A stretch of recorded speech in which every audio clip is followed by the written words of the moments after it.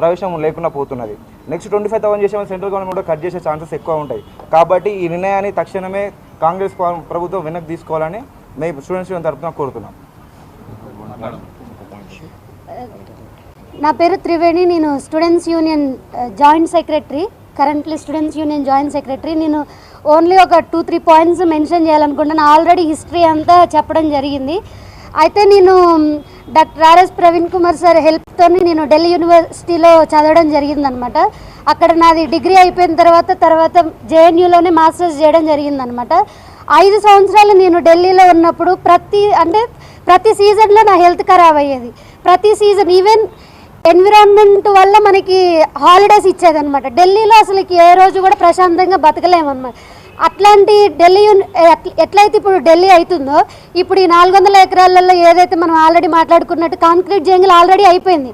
ఇప్పుడున్న 400 ఎకరాలు కూడా తీసుకోవడం వల్ల కంప్లీట్గా అక్కడ కూడా బతకలేము. ఆల్రెడీ ఢిల్లీలోనే ఉండలేము అని అనుకొని హెచ్సియూకి వచ్చి చదువుకుంటుంటే ఇప్పుడు హెచ్సియూ ల్యాండ్ని కూడా మొత్తం కంప్లీట్గా గ్రాప్ చేసేసి కంప్లీట్గా 400 ఎకర్స్లో ఉన్న థౌజండ్స్ ఆఫ్ ట్రీస్ని స్పీషీస్ని తీసుకుంటే ఇంకా మనం చదువుకోవడానికి ఏం లేదు మాకు.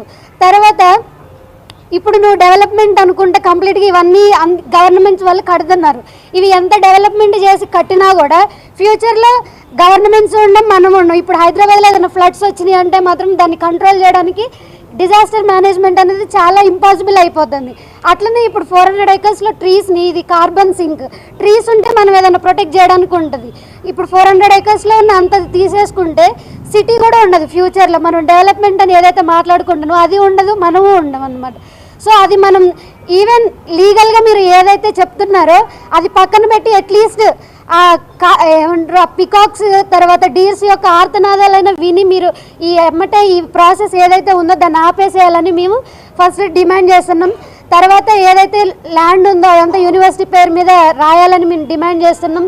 ఇంకొకటి ఎవరైతే మనం ఇందాక మాకు కేటీఆర్ గారు చెప్పారనమాట, అంటే ఎట్లా ప్రొసీడ్ కావాలనేది మాకు చాలా హెల్ప్ఫుల్గా ఉన్నారు.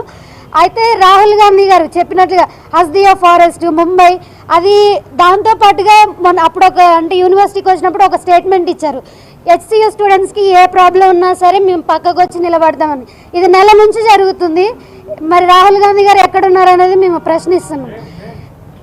అండ్ ఆల్సో లైక్ సెంట్రల్లో ఏమంటారు అంబానీలకి అదానాలకి దేశం అమ్ముడు పోతుంది అని చెప్తున్నారు. మరి ఇక్కడ తెలంగాణ గవర్నమెంట్ ఏం చేస్తుంది, తెలంగాణ కాంగ్రెస్ గవర్నమెంట్ చేసేది కూడా అదే కదా, కార్పొరేట్స్కి అమ్మడం, తర్వాత సిటీ అంతా ఎంటైర్ కాంక్రీట్ జంగిల్ చేయడం జరుగుతుంది. అంటే మీరు ఫస్ట్ స్టేట్మెంట్స్ ఇస్తారు, మీరే కాంట్రాడిక్ట్ చేసుకుంటారు. ఇది ఎలాంటి ధోరణి అనేది మేము మిమ్మల్ని ప్రశ్నిస్తున్నాం. మీరు ఫస్ట్ థింగ్ మీరు చెప్తున్నారు అక్కడ గుంట నక్కలు ఉన్నాయి, సరే ఏ నక్కలు ఉన్నాయి ఫస్ట్ అయితే మీరు అక్కడికి రండి కదా, వచ్చి చూడండి ఆ నక్కలు ఏవో లేకపోతే పికాక్స్ ఏవో ఒకటి అరుస్తాయి కదా, అప్పుడు తెలుస్తుంది కదా అక్కడ ఫ్లోరా ఉందా ఫానా ఉందా లేకపోతే ఇంకా బయోడైవర్సిటీ ఏదో ఉందని. అక్కడ కూర్చొని ఆడేం లేదని చెప్తే మీకు తెలీదు.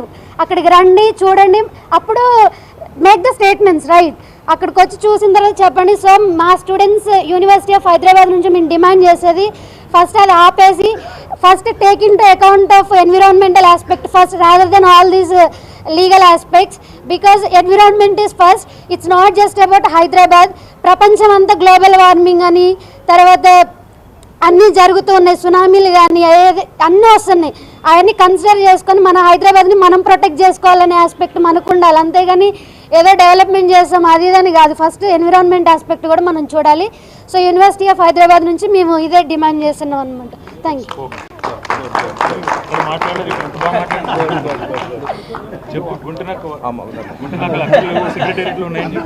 హలో హలో హలో అండి, నేను సందీప్ మాట్లాడుతున్నా. University of Hyderabad X student union member నేను. సో ఈరోజు మనం అంటే ఈ ఇన్సిడెంట్తో మనకు